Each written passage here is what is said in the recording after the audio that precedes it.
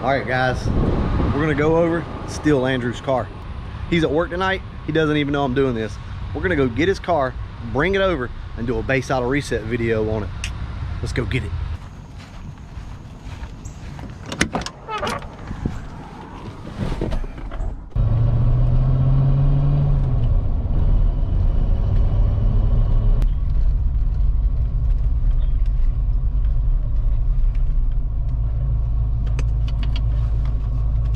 All right, guys, let's go ahead and get started. What I'm gonna do here is completely mess up all of this stuff, right? I'm just gonna mess it all up, and then we're gonna try to fix it. Okay, timing's loose, all jacked up. That's loose. That's as much adjustment as I can get out of it. And we're just gonna take this throttle screw, if I can get to it. I'm probably gonna regret this. All right. So this is a good example of a car that's not going to run right. So let's go ahead and test that out. Just put a little tension on the distributor so it doesn't bounce around. All right, let's start this thing up and see how bad it actually is.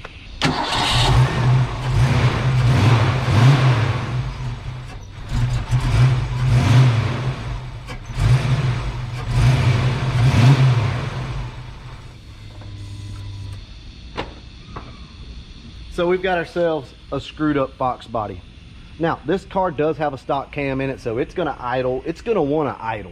And that may sound crazy to you, but typically where you start running into issues with these cars is when you have a modified Foxbody, would say, like, you know, a cam, different heads, intake, all that type stuff. But this thing's pretty much bone stock, so we could expect it to want to idle, but it doesn't idle the best. So let's go ahead and start our procedure. Now, this may vary for you depending on how you go about it, but the main thing you want to do initially is get the car to idle. So we need to do that first.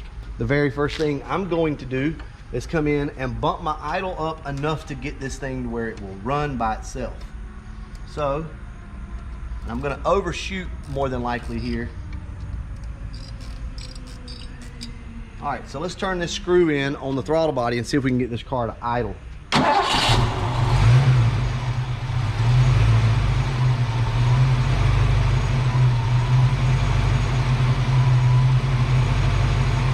Okay, so the car runs, and you got to remember now, like I said, this car does not have an aftermarket camshaft in it. If you do have a car with a camshaft, you're probably going to want this thing to idle a little bit higher than this. This car having a stock cam, about 600 RPM, something like that, is fine if you can get it to idle. So I'm honestly just going to leave it right where it is. I mean, we could play with it just to do it, idle it up a little bit more.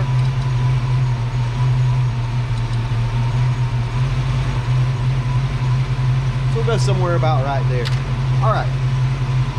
At this point, what I want to do is go ahead and check the TPS just to see where we're at.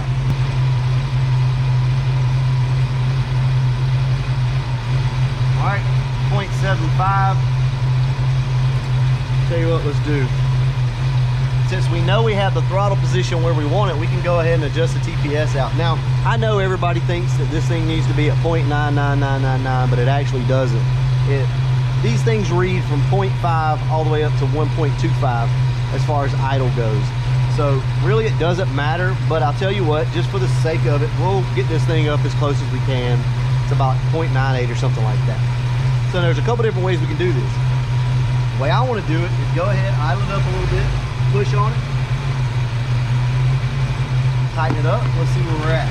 So now you can see we're at our fabled 9.9, but we'll go ahead and leave that here for the sake of the video, since that's what everybody likes to see.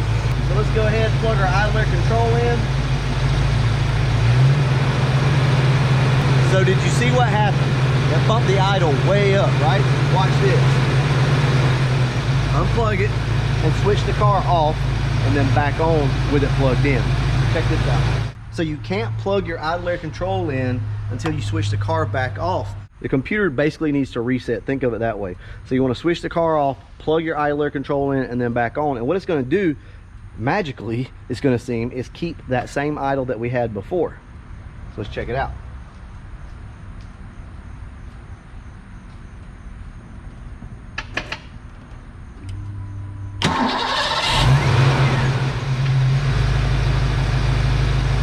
The car needs to be switched off and then plug back in, and then it'll recalibrate everything. So that's how that works.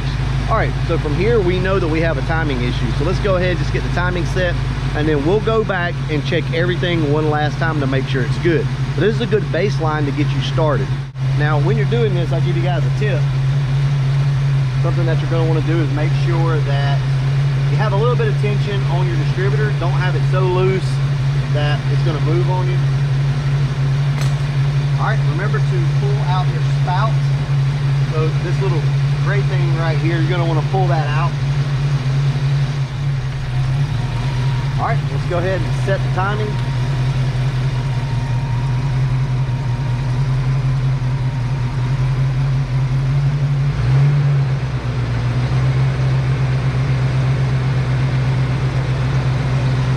And just out of curiosity, let's check our TPS and see what happened. The car idled up, so what happened to the TPS? Obviously it changed, right? Look at that, guys. TPS never changed. So, this is what we've learned. Your idle is also affected by your timing. There's no mechanical change that has happened here. So, I'm going to tell you guys an easy way to go ahead and fix this problem. We know that the minimum voltage on this needs to be about 0.5, and the maximum on the TPS can be up to 1.25. So the easy thing to do here is just go ahead, back the throttle screw down, and get your achieved idle.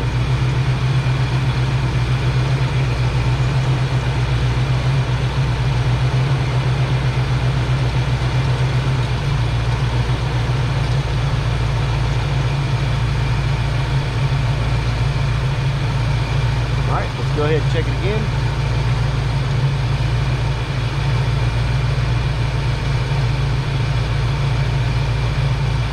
All right, so we're at 0.8, which is perfectly within range. You could leave it there or you could bump it up. It doesn't really matter.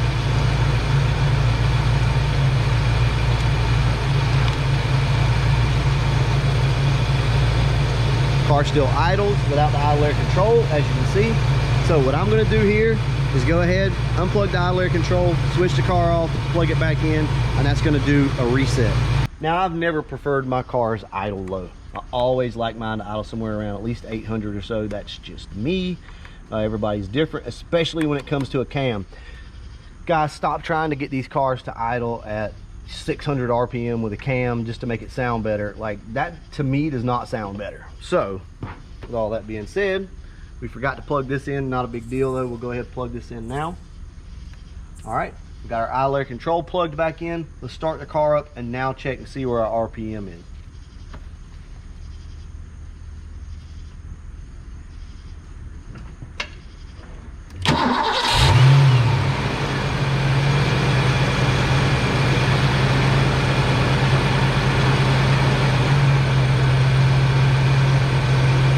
So I want to go down just a touch on the idle now.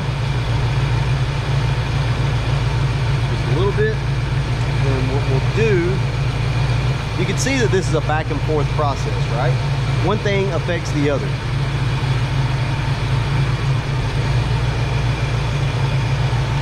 So now what I'm going to do, now that we have the timing and everything set correctly, I'm going to go ahead and back this thing off a little bit.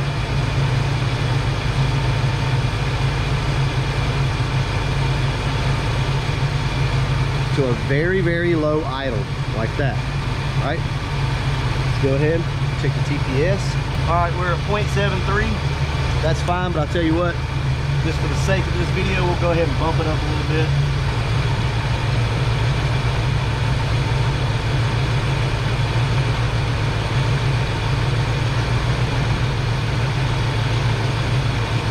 And there you go, guys, 0.97, 0.98.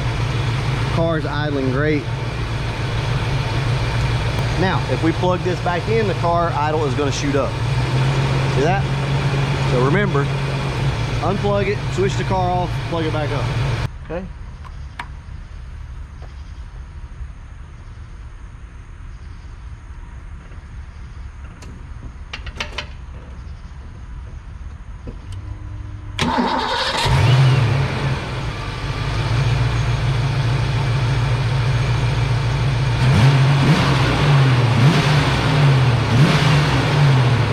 Now, Now, you may notice that this video is a little different than my last video. Well, for a couple different reasons. There's always more than one way to skin a cat. You can go about this a bunch of different ways. As you can see, once we plugged in the little peel right here for the distributor, the idle went up, everything changed. Not the end of the world though. We just go back in, back the throttle off, check TPS again, and we're good.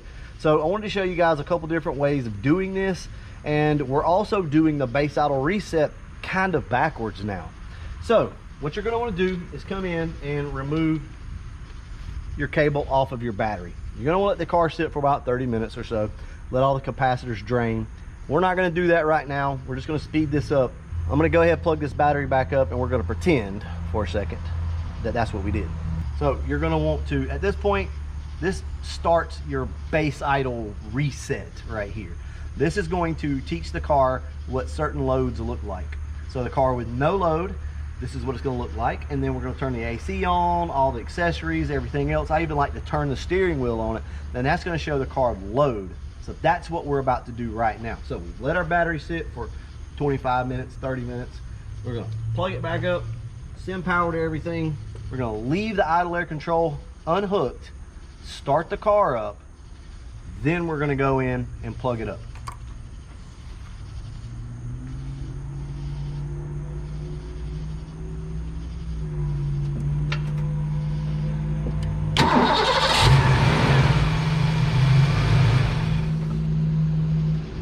Plug this idle air control up. We're going to let the car run for 2 minutes, switch it off for 2 minutes, let it run again for 2 minutes. The first run for 2 minutes will be no load. The car will just be running, no headlights, no nothing, right? And then we'll let it sit for 2 minutes, and then the second run we'll turn the AC and everything else on. All right, like I said, make sure all of your accessories are off. Go ahead, start the car up.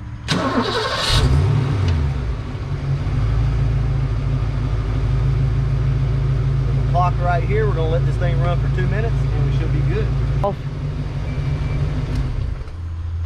Not sure if it really matters if we go 2 minutes or not, but that's what I always do. So we'll wait 2 minutes and then we'll start the car up with full load. All right, it's time to start it up full load. I like to go ahead, turn fan on high, AC, headlights, everything.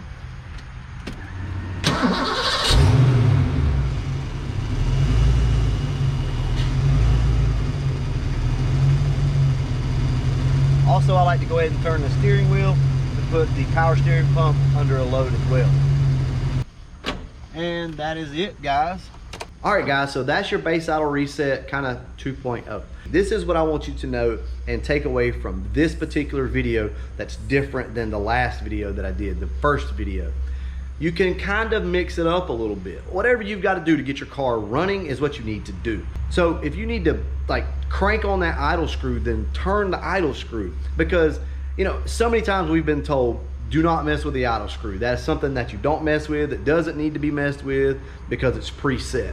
Well, maybe, but chances are somebody else has messed with that idle screw. So you're gonna have to do what you have to do to get your car running.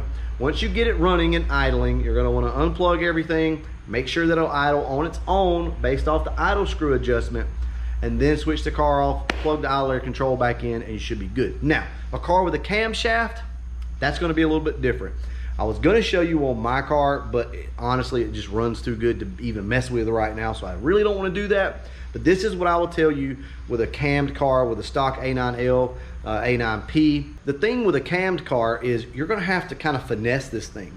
There's gonna be a perfect throttle position, and then everything outside of that is gonna be not good.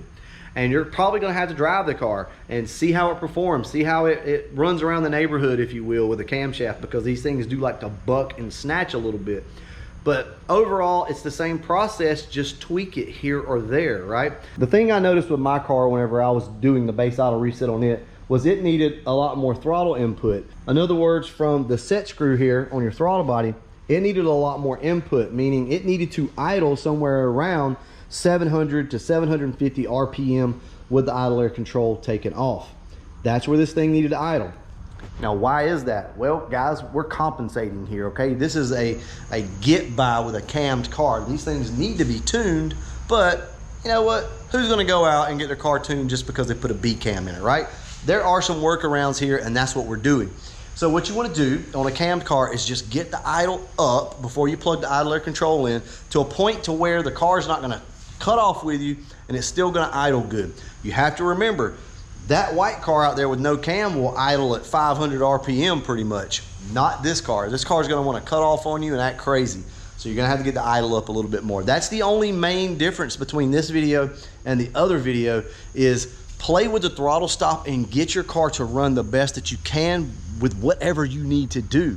There's no specific number on your TPS. As long as the car is idling and it's not over 1.25 volts, you should be good. As you all know, I love working with Leach Motorsports. So I talked with Matthew and he told me today, he was like, this is the deal with this. He was like, it doesn't matter from 0.5 to 1.25. It doesn't matter. As long as your car is idling under that range, then it's just going to apply voltage to it, right? So it doesn't matter. It's going to be fine. Something else that he brought up is how these cars work is whenever you turn the key on, it finds that minimum TPS voltage, right? So let's say you're patting the throttle on it and you're getting like 1.2 volts or 1.4 volts or 2 volts, whatever the case may be. All right. Well, the computer, after that key has been switched on, then looks for the lowest number that TPS sends out. And that is now your new base TPS, your idle TPS, if you will. That's what that number becomes then. So these computers are a little smarter than we always gave them credit for. You might have to tweak the TPS a little. You might have to adjust the throttle stop. You know, you might have to do this base idle reset a couple of times. Change your timing. It doesn't matter. Don't give up on it. Get out here and work with it. Something else I want to go over with you guys is obviously this isn't going to fix other sensor issues. If you have a BAP sensor, a MAP sensor, anything like that going on that's an issue, then this isn't going to fix that. So your BAP sensor is located back here, or your MAP sensor if your speed density. This also works for speed density. Your idle air control, obviously if it's bad, then that's going to cause an issue. Your TPS, your mass airflow meter, right here, this sensor, which is your ECT, that thing will cause problems too. If it's bad, your car's not going to want to idle whenever it's cold. It's going to take it a while before it starts to run good. Also your ACT sensor right here, same thing with that. So if you have bad sensors, there's a chance that this is still going to kind of give you trouble, right? Anyway, I'm going to go ahead and wrap this video up. I hope this helps some of you guys out that are having some idle issues. All right, I'll catch you guys in the next one. And as always, thanks for watching.